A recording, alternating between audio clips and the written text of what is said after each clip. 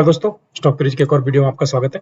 दोस्तों, अगर आप कोई कंपनी सेलेक्ट करना चाह रहे हैं केमिकल सेक्टर की लॉन्ग टर्म के लिए या रिवर्सल के, क्योंकि पिछले 2-2.5 साल से केमिकल कंपनियां और फार्मास्यूटिकल कंपनियां ऐसे गिरी है। आईटी कंपनियां कब तक गिरेंगी? ये वो सुपरस्टार है जिसको आप दबा के नहीं रख सकते। बाउंस बैक करेगा ही करेगा और पास्ट का रिकॉर्ड बताता है कि जब ये बाउंस बैक करता है तो कितनी स्पीड से जाता है, रॉकेट के स्पीड से जाता है। जब पकड़ना चाहोगे तो भी नहीं पकड़ पाओगे। तो पहला नाम जो है उसमें मैं आपको सजेस्ट करना चाहूंगा आरती इंडस्ट्री। सुनकर आपको तो एक घबराहट होगा कि अरे यार 2-2.5 साल से नहीं चल रहा। सही बात है, नहीं चल रहा है, लेकिन ऐसे ही स्टॉक में दांव खेला जाता है जब वो गिरा हुआ हो लॉन्ग टर्म के लिए। अब देखिए, अंदाजा लगाइए कि कितना परसेंट का रिटर्न दिया है। 45,372% का रिटर्न दिया है अगर हम इसको जोड़े 1 जनवरी 1999 से। ठीक है, लॉन्ग टर्म के लिए हम जब बात करते हैं तो यही होता है 10 से 15 साल, 20 साल। अगर हम 100,000 रुपया भी लगाए रहते 1999 में 1 जनवरी को, तो सोचिए 45,372 गुना होकर कितना हुआ रहता। और इसी फील्ड का एक और केमिकल स्पेशलिटी केमिकल का दूसरा मैं और स्टॉक सजेस्ट कर रहा हूँ। ये देखिए, दीपक नाइट्राइट। शायद कोई ऐसा इन्वेस्टर है जो नहीं जानता हो। केमिकल फील्ड से सबसे ज्यादा मल्टी बैगर निकला है दोस्तों। आईटी फील्ड, केमिकल फील्ड और फार्मास्यूटिकल से आप गूगल कर सकते हैं कि सबसे ज्यादा किस फील्ड से मल्टी बैगर स्टॉक निकले हैं। तो केमिकल इंडस्ट्री से आप देखेंगे तो उसमें निकला है। यहाँ पर देखिए, ऑल टाइम का जब मैं किया हूं तो 11,797% का रिटर्न दिया है। और आपको मैं देखकर सरप्राइज होगा कि जो प्रीवियस ऑल टाइम का मैं दिखा रहा हूं तो ये 2010 का है। यहाँ पर देख सकते हैं 2010 से है, यानी कि पिछले 12 साल में ही इसने पैसे को 100 गुना से ज्यादा का रिटर्न करके दिया है दोस्तों, दीपक नाइट्राइट। ठीक है, अब आपको चार्ट पे मैं समझाने की कोशिश कर रहा हूँ कि देखिए चार्ट पर किस तरह का फॉर्मेशन हो रहा है और कैसे ऐप इसमें मैं बोल रहा हूँ कि रिस्क रिवार्ड बढ़िया है। देखिए, दीपक नाइट्राइट का डे टाइम फ्रेम का चार्ट लगा के रखा हूं मैं। जो सेटअप नजर आ रहा है, ये सेटअप है 3 EMA, यानी 3 लॉन्ग डिस्टेंस की मूविंग एवरेजेस प्लस RSI। ठीक है, प्लस RSI। एक बार याद दिला दूं कि ये ग्रीन वाली जो लाइन आप देख रहे हैं ये 200 डेज की मूविंग एवरेजेस है। येलो वाली लाइन जो 150 डेज की है और रेड वाली लाइन जो 100 डेज की है। RSI देखेंगे तो 44 के आसपास में है, यानी कि कोई बहुत ज्यादा इसके अंदर गिरावट भी नहीं है और बहुत ज्यादा कोई इसके अंदर तेजी भी नहीं है।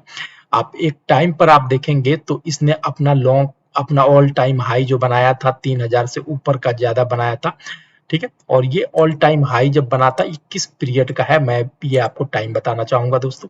ये देखिए, 11 अक्टूबर 2021, यानी कि 2 साल का टाइम गुजर गया, 2 साल का अरसा गुजर गया और इसने एक ही बॉटम को 2 बार रिटेस्ट किया, 1 और 2। ठीक है, और एक ही हाई के ऊपर जाकर बार बार ये रेसिस्टेंट फेस कर रहा है और वो रेसिस्टेंट है इसका 2400 का, यानी कि हमारे लिए पहला टारगेट ही 2400 का होगा। अब मैं चार्ट को थोड़ा सा जूम कर रहा हूँ और अब समझाने की कोशिश कर रहा हूँ। देखिए, मैं हमेशा आपको समझाता हूँ कि जब बॉटम बन जाए, और यहाँ पर देख सकते हैं कि इसने राउंडिंग बॉटम का पैटर्न बनाया। ठीक है, राउंडिंग बॉटम का पैटर्न बनाया, यहाँ पर देख सकते हैं यही इसका प्रीवियस लो है। और इसी बीच में क्या है, मूविंग एवरेजेस का क्रॉसओवर भी हुआ। नीचे से ग्रीन रेड वाली लाइन ने ऊपर की तरफ ग्रीन और येलो को कवर किया। इसने हाई बनाया, आया, रिटेस्ट किया। ठीक है, और फिर एक हाई बनाया और यही 2400 का लेवल जो है इसके लिए रेसिस्टेंट हो रहा है। पिछले 4 बार रेसिस्टेंट फेस कर चुका और अभी भी प्राइस जो देखिए 100 डेज के ऊपर ही अपने आप को कंसोलिडेट कर रहा है। यानी कि अगर आप यहाँ पर खरीदते हैं 2100 पे, तो पहला टारगेट ही हमारा 2400 का है। ठीक है, क्योंकि पहला टारगेट ही 2400 है और 4 बार रेजिस्टेंट फेस कर गया है। कोई भी स्टॉक देखेंगे तो इतनी ज्यादा बार रेजिस्टेंट फेस कर ले तो अगला रेजिस्टेंट ब्रेकआउट ही होता है। आप देख सकते हैं 1 बार, 2 बार, 3, 4, इसको भी अगर कंसीडर कर लें तो पूरी पॉसिबिलिटी है कि इस बार पहला टारगेट यानी 2400 के टारगेट को तोड़कर ही ऊपर निकलेगा। और अगर आप देखेंगे तो इसके अंदर गिरने की, और यहां से अगर गिरे भी तो कितना गिर सकता है दोस्तों, यहाँ पर ऑलरेडी 2100 पे है और इसी के नीचे का अगर एसएल रखें आप तो 2000 के आसपास एसएल आ रहा है। यानी कि अगर 100 का अगर आप रिस्क लेते हैं, ठीक है, ट्रेड करना चाहते हैं, तो पूरा का पूरा इसके अंदर 3 से 4 350 का आपका रिवार्ड है। तो मैं आपको सजेस्ट करूंगा कि लॉन्ग टर्म में इस स्टॉक को प्ले कीजिए और लॉन्ग टर्म का पोजीशन बनाइए यहाँ पे। ठीक है, अच्छा खासा आपको रिस्क रिवार्ड मिल जाएगा दोस्तों। सेकेंड स्टॉक आरती इंडस्ट्री जो हम लोगों ने डिस्कस किया था। अब इसमें देखेंगे, इसमें जोरदार गिरावट हुई थी कंपेयर टू दीपक नाइट्राइट।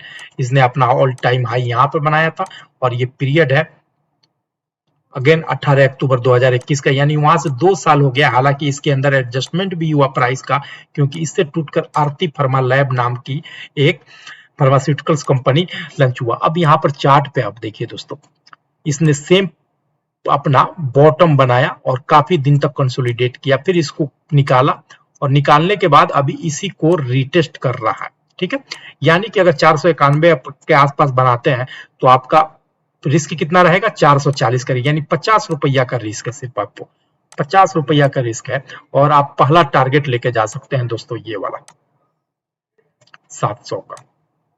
ठीक है, पहला टारगेट आप लेके जा सकते हैं, जो कि इजिली अचीवेबल है इसके लिए, क्योंकि केमिकल सेक्टर में तो कुछ ना कुछ, फार्मा और केमिकल सेक्टर में रिबाउंड दिख रहा है और ये आज आने वाले कुछ टाइम में जल्दी ही तेजी पकड़ने वाला है। जब तेजी पकड़ेगा तो आप उस टाइम पर चाहोगे भी तो नहीं पकड़ पाओगे, क्योंकि यहाँ पर देखो, अगर 40-50 रुपए का अगर रिस्क आप दे रहे हो तो आपको प्रॉफिट की प्रोबेबिलिटी कितनी है, 900 तक भी जा सकता है। ठीक है, अगर इसको निकाला तो 900 तक भी जा सकता है। तो रिस्क और रिवार्ड को समझिए।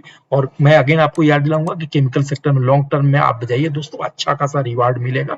आने वाले 1-2 साल में अच्छा खासा रिवार्ड देने वाला है। मैं फिर एक बार बोलूंगा कि मेरे कहने या मेरे समझाने पे मेरी बात पे मत जाइए, आप अपना भी रिसर्च खुद कीजिए। ट्रेड करने से पहले, इन्वेस्ट करने से पहले आप अपना भी रिसर्च खुद देख